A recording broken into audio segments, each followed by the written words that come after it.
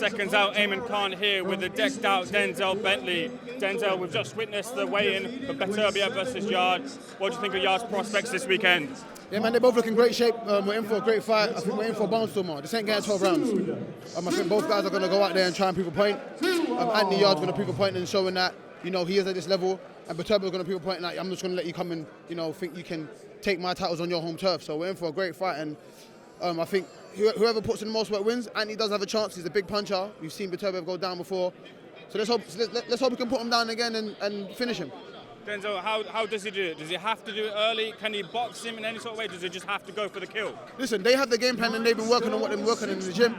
But I honestly think he has to get him early. He probably could get him late. But just from, assessing it, just watching things and stuff.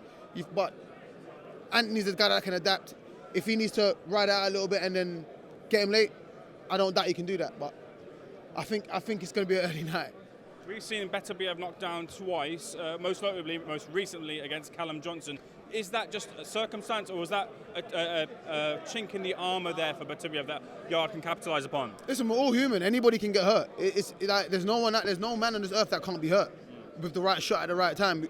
The other day we thought Chris Eubank Jr. had a granite chin. He just got knocked out by Liam Smith, who's actually a weight below. But it just shows that Liam Smith's shot placement and the shot he caught him with was that clean. It took him out. So I wouldn't say chink in the armour. That's not fair. Beterbiev was a great champion. 18-0, 18 KOs, knocked out multiple world champions, done his thing as an amateur, an Olympian. So I wouldn't say chink in the armour, but it's something to consider.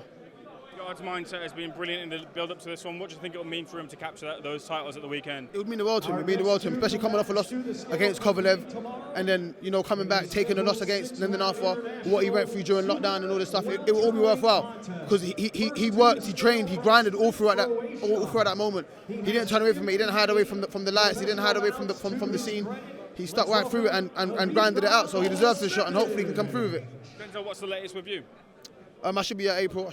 Waiting on an official announcement, but yeah, should be at April. Denzel, did you take a look at the action last weekend and think maybe, hey, I might want to crack at Chris Eubank Jr.?